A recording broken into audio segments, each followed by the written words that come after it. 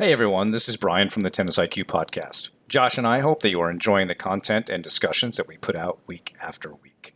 If you'd like to support the podcast and help us to continue to produce quality episodes, please visit our Patreon page at patreon.com/tennisiqpodcast/membership. Currently, we have 3 tiers of support: the fan level at $3 per month, the supporter level at $7 per month, and the champion level at $20 per month. Benefits of joining the Tennis IQ podcast community include episode transcripts, participation in book club discussions, and access to monthly masterclasses with me and Josh. For more on these benefits of support, head on over to our Patreon page at patreon.com/tennisiqpodcast/membership. Thank you so much. And now, on to the show.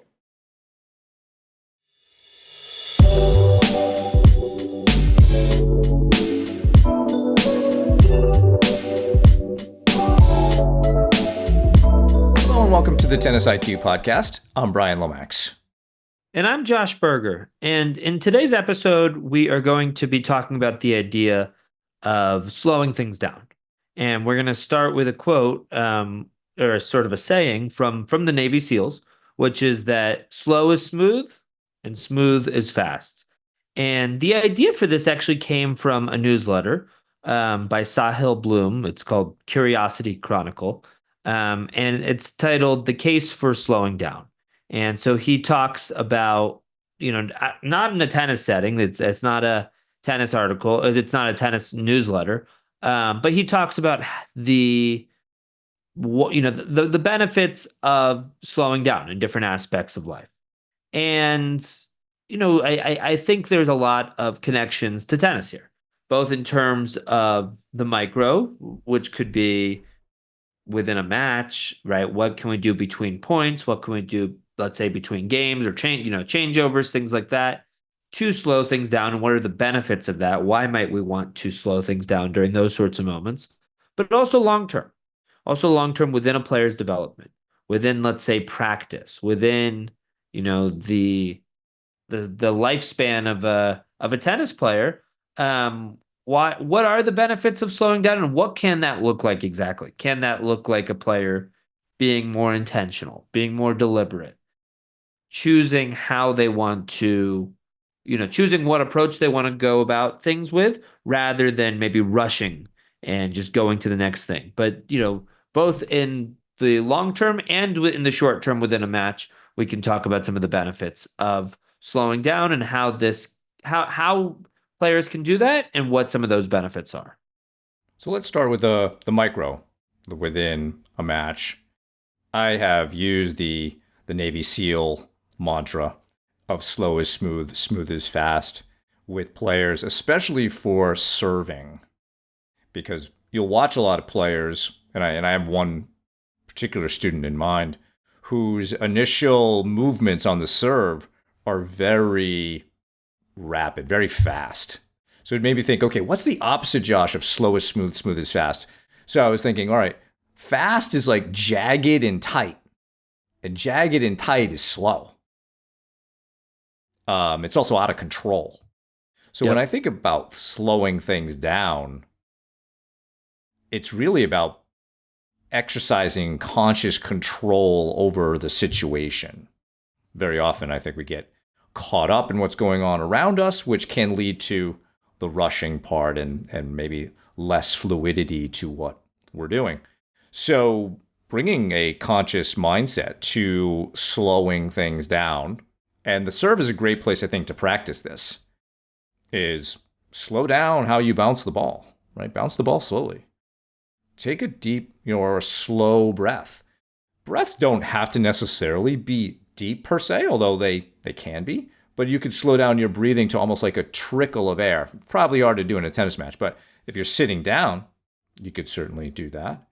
And then toss the ball with some control. Don't move your arm in such a rapid fashion. If you do that, then the accuracy of your toss will be off. So you want to almost begin that service motion with nice, slow, smooth, and then you get to a place in that motion, depending on what your motion is, where you've got the racket in a position where now you're going to accelerate through the ball. And you'll be able to do that faster if you have started off slow, and smooth. So I think that's like a really good place to kind of look at this in a very controllable situation for every player, because that's the one shot in tennis that we are in full control of. Mostly. I mean, there could be wind blows the toss around, but for the most part, that we're not responding to somebody else's shot. We're initiating the point with that serve, and so we are in full control of what we're doing with our body, and it's a great time to tune in to what we're doing, to slow it down, slow down your breathing, slow down that toss arm, etc. So just wanted to get your thoughts, Josh, on starting there for people to learn to exercise the ability to slow things down. I think that's a great place to do it. When you are serving, you are more, I don't want to say 100% in control of the pace of play, because people can't exactly play at server's pace, but you're much more in control of how fast the tempo or pace of the match is going. So I think it's a great time to be able to take your time, to be deliberate and slow with different aspects of it, right? You mentioned the toss, you mentioned bouncing the ball, talking about bouncing the ball or different sorts of things. A couple other times that come to mind for me are during the warm up. Like, let's say you're doing mini tennis, short court mini tennis. That's a great time to be really slow, really deliberate, really try to be aware of certain things that you're trying to keep in mind. Maybe it's the point of contact, maybe it's your feet, maybe it's your follow through, right? Whatever it is, that's a great time to slow things down and to not rush. I think if we're yeah, I think the opposite here of slowing things down would really be rushing through things. So I think the more that we can be really trying to be intentional and deliberate in each stage. And I think as you said, the serve is a great time to do that. I think the warm up or sort of short court mini tennis is a great time to do that. I think between points during a match is also a really important time to do that, where we can really use that time that we have, that 20 seconds or so. And, we can go through our routine, right? That could look like the 16-second cure, or perhaps there's different modifications that can be made for each player.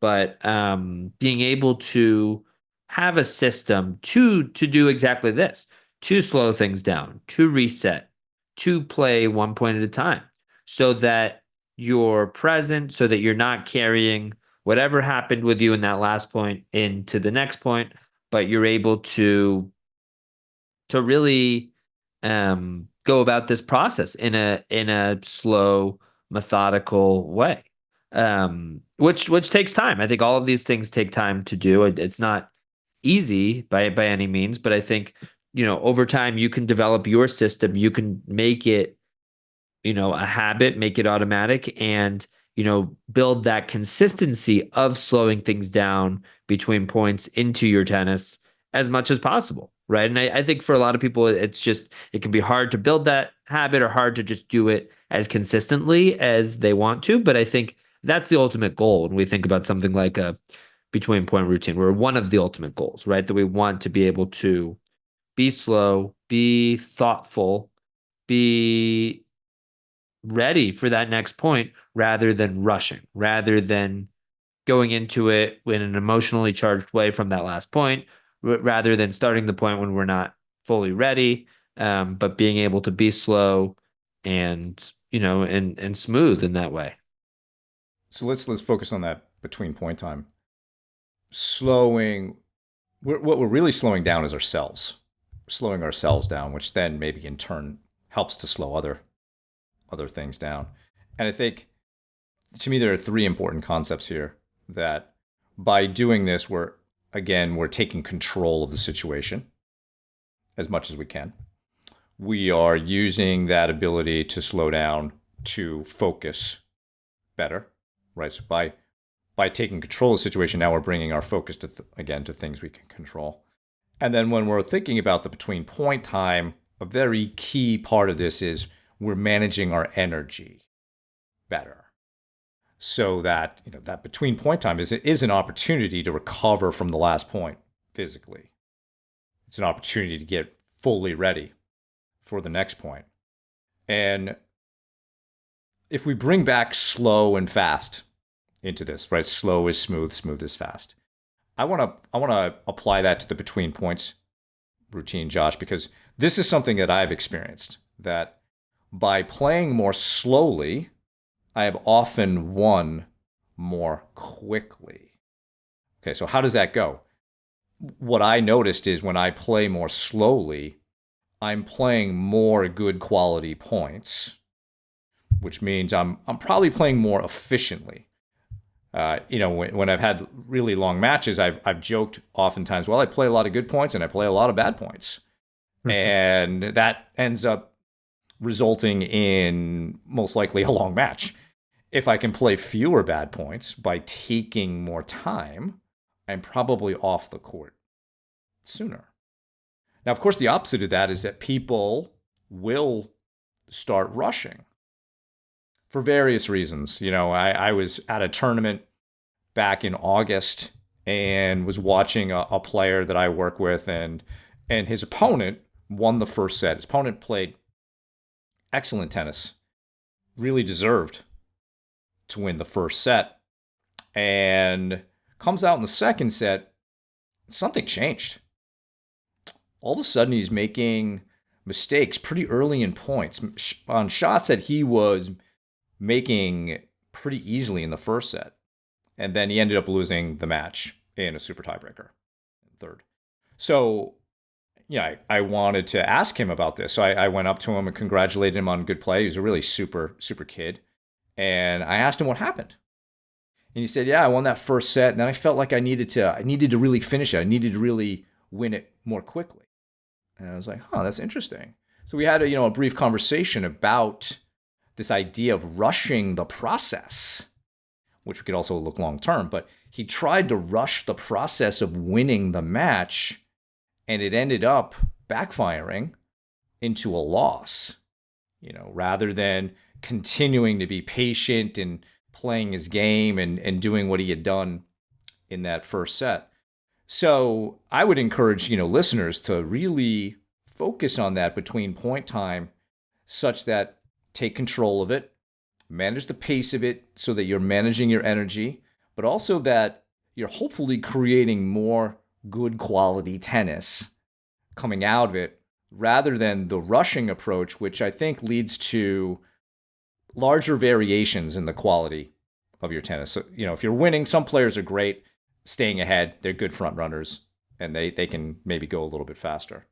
But if you're having, a more normal match where it's a lot of back and forth, control, consciously taking and control of that time and slowing yourself down I think is very key to your focus, to your energy management, and ultimately the quality of your tennis. I would absolutely agree. I think you brought up a great point that, yeah, in matches where you're at your best, and I would agree that this is true for me, and I think for most players, that it's when, yeah, it's not when you're just going about it and, okay, that's a great point. Okay, that's a not such great point. I missed early in the rally. It's okay. I'm taking my time. I'm resetting. I'm being thoughtful. I'm analyzing my opponent. I'm playing my own game. I'm doing these sorts of things, but that all takes time. We can't do all of that or any of that if the point ends and we're rushing into the next one, and then we're rushing into the next one. And because, as we've talked about so many times, you're going to win and lose plenty of points, right? It comes out to somewhere around 50% for anybody. So, I especially after losing a point, the idea of rushing to the next one doesn't really tell me that you've put that point behind you. It more so tells me that you maybe don't want to think about it, or you're ignoring it, or you don't have the discipline to reset and to slow it down. And I think with that being said, I get that people have different paces of play. And you can see this on the WTA, ATP tours as well. You see players play faster and slower. But I think the idea is the difference between those players and, let's say, USTA league players or tournament players, adults and kids.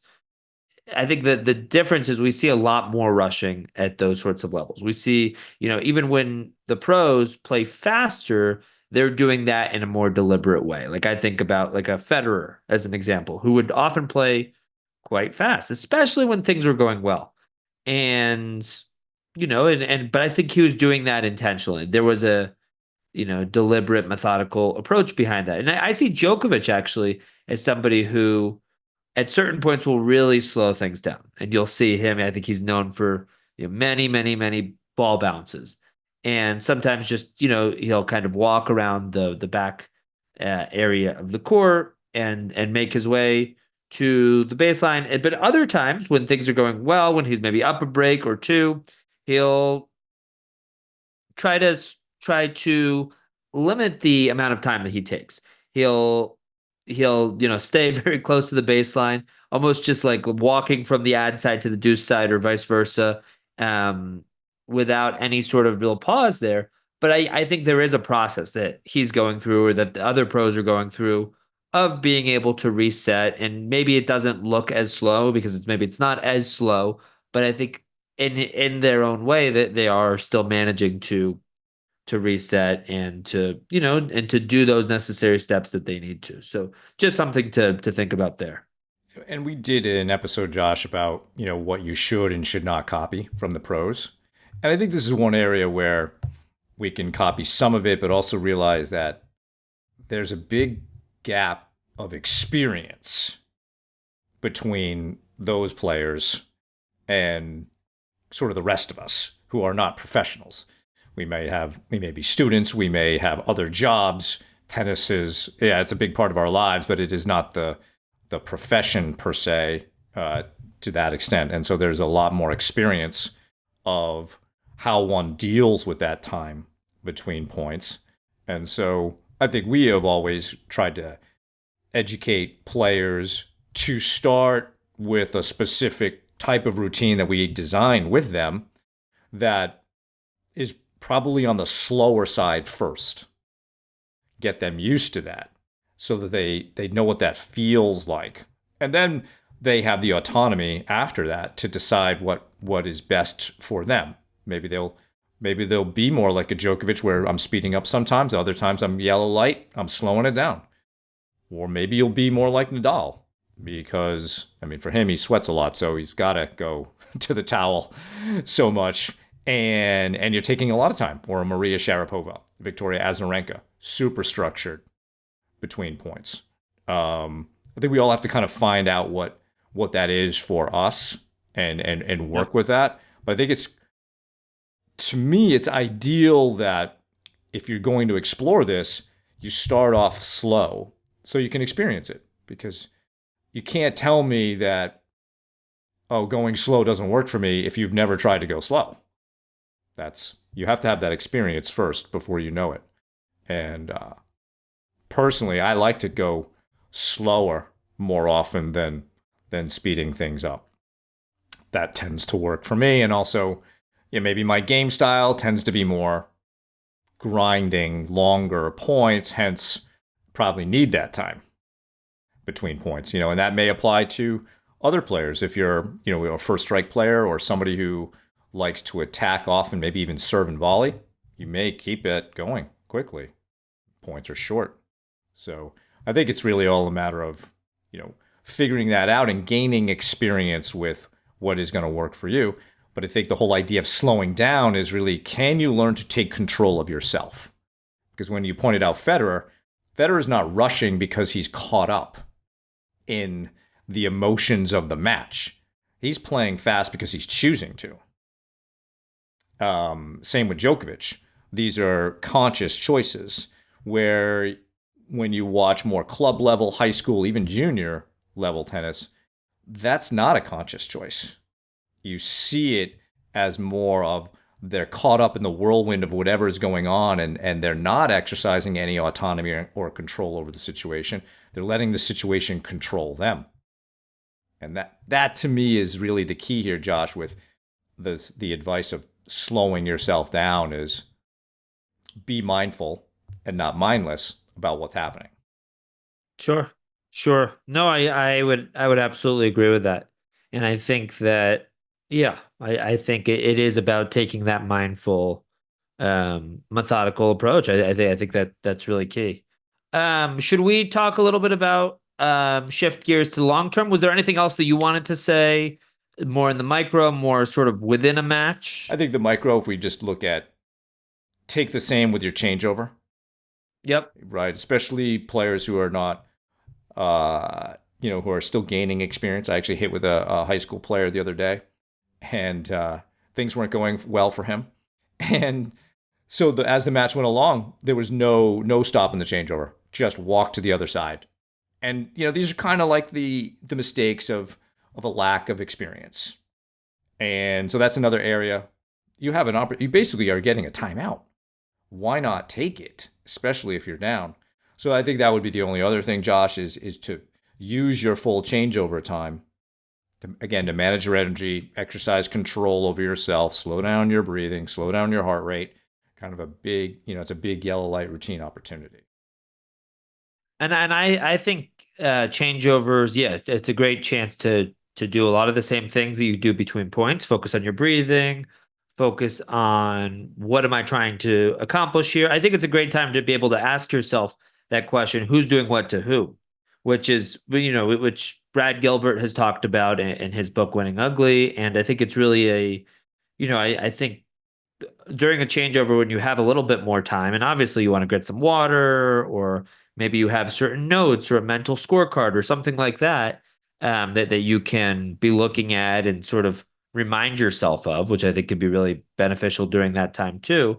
But yeah, I think, yeah, being able to ask yourself that question of who's doing what to whom, you can analyze a little bit more about what's happening. Okay, the score is 4-1. Okay, well, who's doing what to whom? Well, maybe I'm being really steady, and my opponent's bringing out a few too many errors, or maybe the score is something different, and I can analyze it, sort of through that question and understand that, and understand why it is, right? And I think being able to ask ourselves that question or similar questions, it helps us to understand, okay, is what I'm doing right now working, or do I need to make an adjustment, right? Is it that my game plan is just needs to be changed, or do I need to execute more, or is what I'm doing working? And I think the changeover is a great time to ask ourselves about that. And yeah, I think also use different tools like that mental scorecard, which we've talked about recently. We could take a look at our process goals. Having specific things written out for ourselves, I think can be a really nice resource for players during something like a changeover where, between points, it's generally 15, 20 seconds that people take. During a changeover, it's maybe closer to a minute and a half. And you have that time, you have that space. It is slow enough during that time to be able to do some of that analysis and think. And then I think when we're able to do that, and hopefully that doesn't lead to overthinking or just sort of thought loops, but instead, hopefully we can use that time to reflect, learn from what's happening, adjust if necessary, and again, take that intentional approach when we get back on the court 90 seconds later. So just wanted to add that in. Should we talk a little bit more about the long term? Yeah, and I know I think you had a quote that you wanted to share to introduce this. Yes. Yes, actually. So this was actually from that newsletter. And I will read it. So a martial arts student, and this is a story, by the way.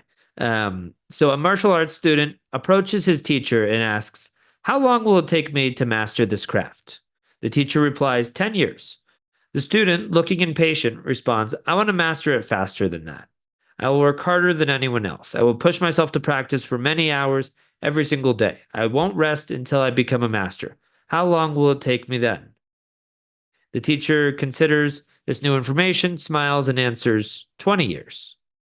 So I thought that was definitely an interesting quote, and maybe an interesting starting point for us to talk about this long term. Um, so Brian, curious, What came to mind for you with that quote? I think that's a sentiment we will occasionally hear from young players wanting to, quote unquote, rush the process of becoming great. And maybe some of that as, outcome goal pressures like college tennis or something else. And to me, what this quote is getting at, and I've had this with some players that I've worked with who are very, very good players. Sometimes they believe that more hours equals more improvement. And really, life doesn't work that way. There is a sort of a curve of diminishing returns on that. And I think that's because of energy. We are not, we don't have infinite resources of energy in our body.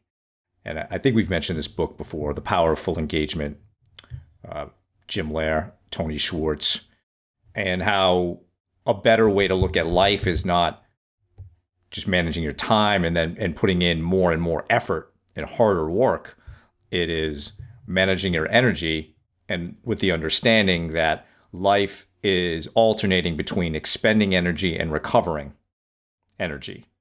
And the recovery part is really important. Even if you just look at this, let's say you were somebody who likes to go to the gym. You can't lift weights for 8 hours in a row. There's going to be injuries. Your strength is going to decrease. You're actually going to end up hurting yourself, and it's going to take longer to get stronger. Where instead that oscillation between expend and recovery, the recovery piece is really important. The recovery might be nutrition, having some protein or a protein shake. It might be a nap. Certainly your sleep, your hydration, just maybe relaxing and chilling out, being social with your friends as a mental recovery, mental energy recovery. So the idea, in the story of the student working harder, it's going to take him longer because probably going to get burned out at some point, probably going to get injured at some point because he's not paying attention to the recovery side of things. And I think a key word that was in there was impatience. I mean, it's hard to be patient, especially with the process. And I think a great book that speaks to this, Josh, I don't know if we've mentioned this book before or if you've read it, Mastery by George Leonard. And really great way to look at mastering any sort of craft and the mindset and mentality that one needs to do that. And how it's really just keep following your process, keep following your system. Trust it. If your system needs to be improved, that's fine, but you always have to make sure that energy management is a part of that system. And so I think anytime that we try to rush something like that, it ends up delaying us. Even in my story about the kid who tried to rush winning, ended up sabotaging himself. Oftentimes when players rush between points, sabotages them. And so this idea of slowing things down, figuring out your process, managing your energy, and really honing that and understanding what works for you. But I think a lot of this, Josh, comes down to that balance of expending energy, recovering energy, and making sure that we really trust in that and understand that that is the way it works. More hours does not equal more improvement. Yeah. I think that's absolutely true. And I think, no part of this is us saying that you don't need to work hard or you don't need to put in the time or anything like that. Right. But I think it goes against this idea that just more is always better. We always need more. Okay, if you're not winning, okay, that means you're just not working hard enough. You need to practice more and more and more. It's sort of in certain ways, I think an old, maybe an old school way of looking at it, like almost like, oh, just rub some dirt on it, or oh, just work harder. I think it can be overly simplistic. Where instead, yeah, understanding. I mean, I think first of all, the student was asking the teacher, or sort of like asking the master, how long is this going to take? And they said 10 years. And it's almost this idea that first of all, the student thinks that they know better. But second of all, that they think that there's shortcuts. And working more and more and more and doing more and more and trying to rush that process might not be seen as a shortcut in that same way. It might be seen as, hey, you're trying to do everything that you can do, but there's unforeseen consequences to that. You end up inadvertently holding yourself back. You end up burning out, which is something that's very common with tennis players. You end up injuring yourself, right? I mean, I think tennis is a sport or has become a sport in, I'd say, these past maybe since the 80s or so, when, some of these academies, I'm thinking about Bollettieri and other academies really came to prominence. But I'd say, in the past few decades, certainly, where people are starting earlier and earlier, starting to specialize earlier and earlier. And there's reasons for that, right? That people don't want to fall behind their peers, people want to get a head start. But there's a lot of research about the benefits of playing different sports, and we've talked about some of that. And choosing to specialize a bit later, and and we see so many people end up burning out. They, and in certain ways, are maybe trying to rush aspects of that process, and they end up burning out. They end up injuring themselves. They lose passion for the sport. So I think rather than that, if we can find a way to trust the process, if we can trust the teacher, trust the experienced person telling us that, um, then we can, then we can rest, then we can recover, then we can have other interest. We, instead of being, 100% all in on this one thing without finding certain balance, this, tennis can be a really important thing that we do, something we enjoy, something that's important to us, something we want to be, you know, play at as high of a level as possible. But we're able to find that balance. We're able to, whether it's have other interests in other areas of life, or whether it's, that rest and recovery piece, we're able to prioritize those pieces as well. And it's not all just about more, more, and more, which I think a lot of times people think is the key, but really it's about, working smarter, not always just working harder. Yeah, and I think the working smarter is really managing that energy. You know, we're both from the United States, and I think we would recognize that that is a particularly strong trait of the U.S. That more work equals more improvement. I'm sure there are other cultures that are like that. Maybe other parts of Western Europe, Japan. Not all cultures are, right. I think there are some cultures that are much more balanced than what is presented, sort of with the more hours equals more improvement. But the more hours comes at a cost, whether that's burnout, injury, and really what the story is telling us is that, yeah, maybe you don't like the answer of 10 years, but if you try to rush it, it's going to take you longer. So the choice is yours. Do you want to try to rush it and make it actually take longer, or do you want to figure out a process that works for you, that helps you be maximally energized for what you need, to feel in control, to not be burned out, to feel good mentally and emotionally about what you're doing, and then just let it play out? We're all different. So, the 10 years in the story is obviously it's just a number. I mean, think of one of our guests, Josh, Nick Saviano. I mean, Nick Saviano really didn't start playing tennis seriously till he was 12.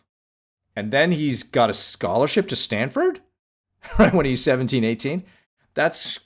There's some serious athletic genes there, and he talked about that. He came from a family of great athletes. Todd Martin was another guest of ours. This is a guy who did not play many hours during the week, but, from a genetics perspective, he's 6'7", big dude.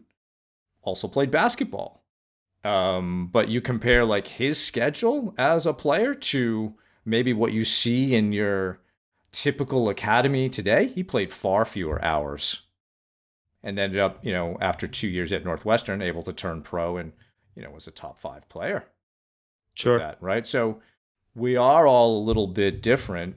And I think if we can learn to be more patient with whatever process it is that we're going through, and not have this desire to rush getting somewhere faster, then I think you'll have a better quality experience and you have a better chance of becoming that master that you want to be.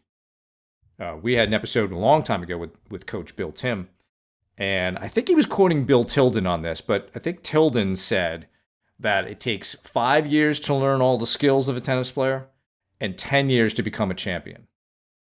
So we're looking at anywhere between 10 and 15 years to become a true champion in tennis. And I think he's talking more about that pro level, that really high level.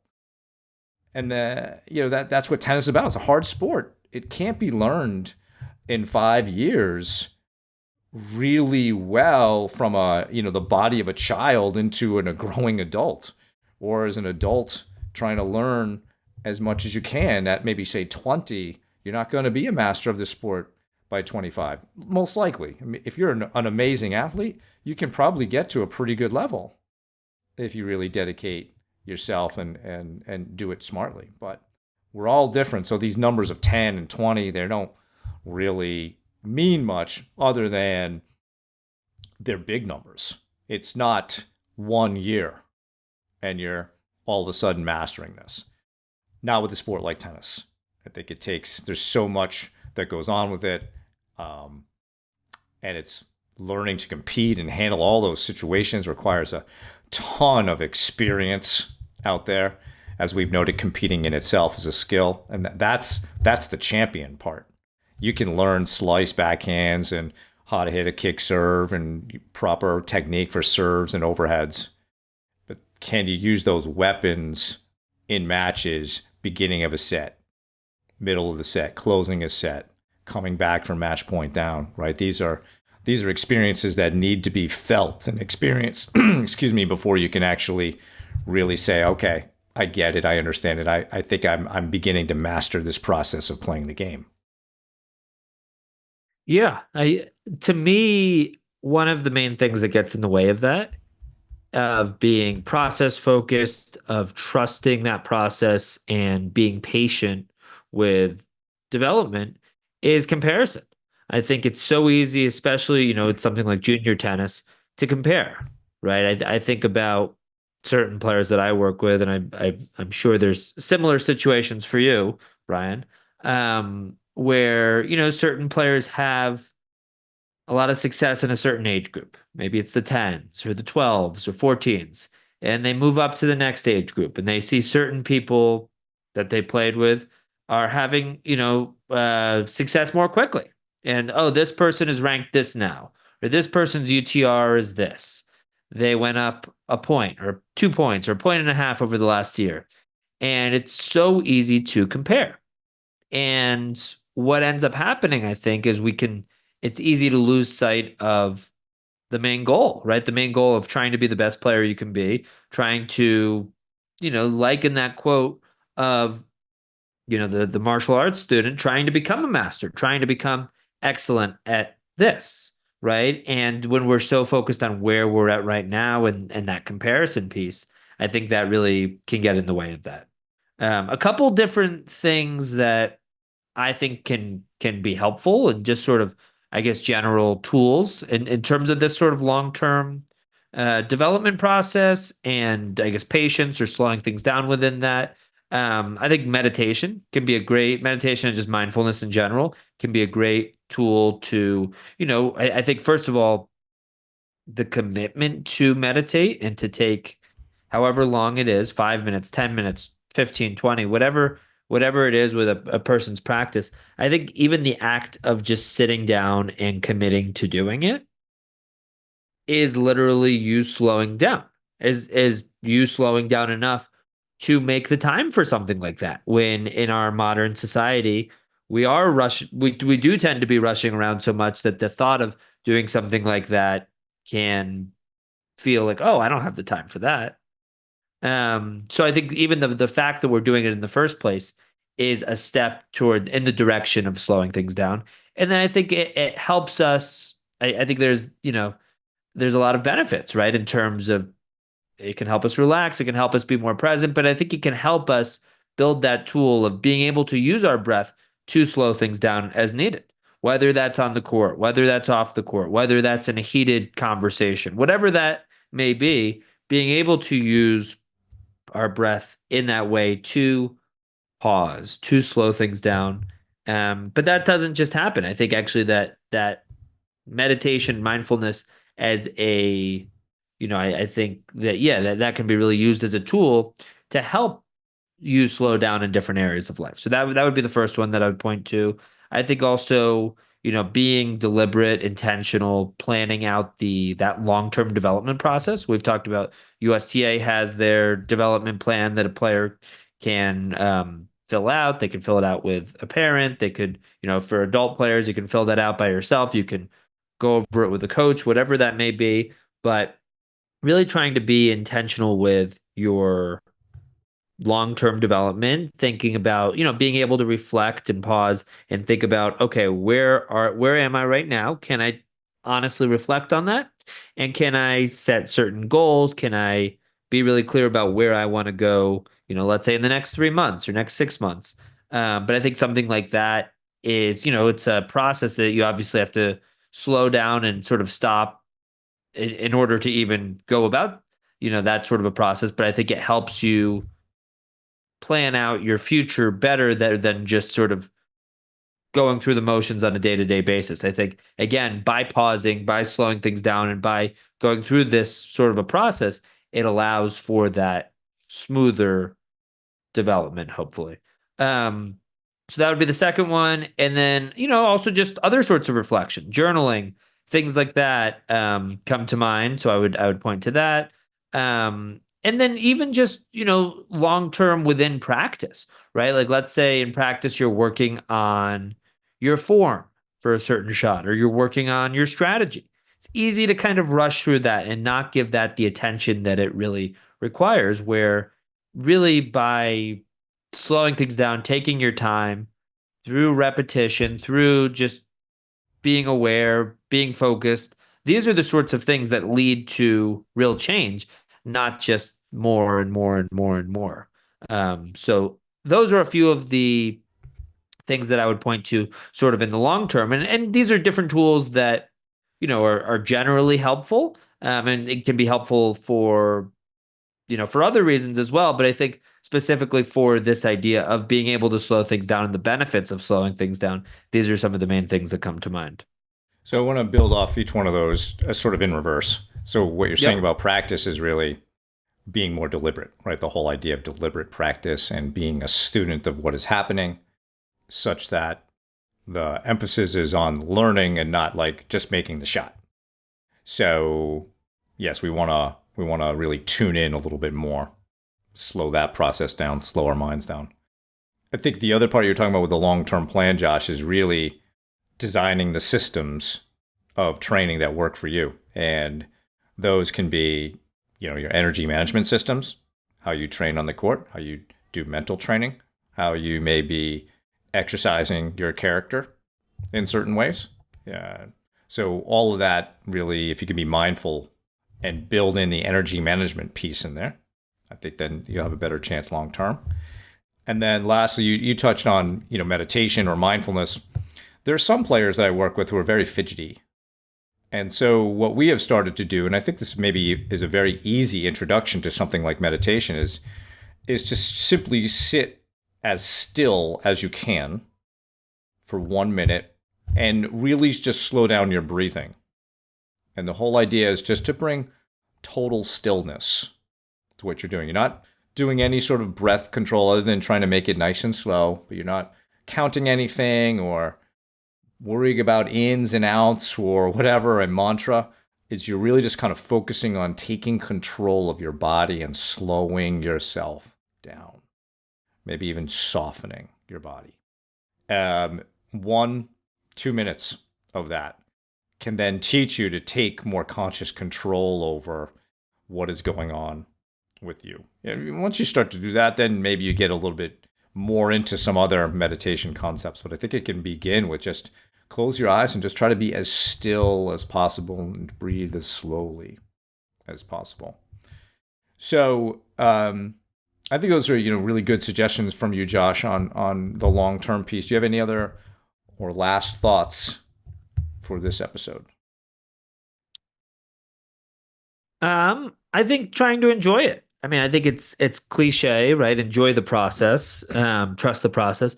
But I think, yeah, I think if you can enjoy it, if you can notice yourself making steps in the right direction, even if those feel like small steps, if you can give yourself credit, I think that piece is really key. If you can give yourself credit, if you can notice how far you've come, it's so easy to focus on what you're not doing, so easy to focus on what's going wrong, right? But if you can give yourself credit, if you can notice those steps in the right direction, if you can catch yourself doing things right, then I think it becomes, I think that reinforces itself. So I think it's I think that is really key so that you can keep moving in that right direction. Because I think what ends up happening, sort of like the example that the martial arts example is, somebody overdoes it and they burn out, they get injured, they get frustrated, they quit, they give up, and it just never happens, or it takes twice as long.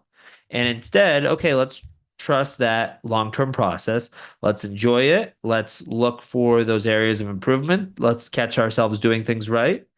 And over time, we will continue moving in that positive direction.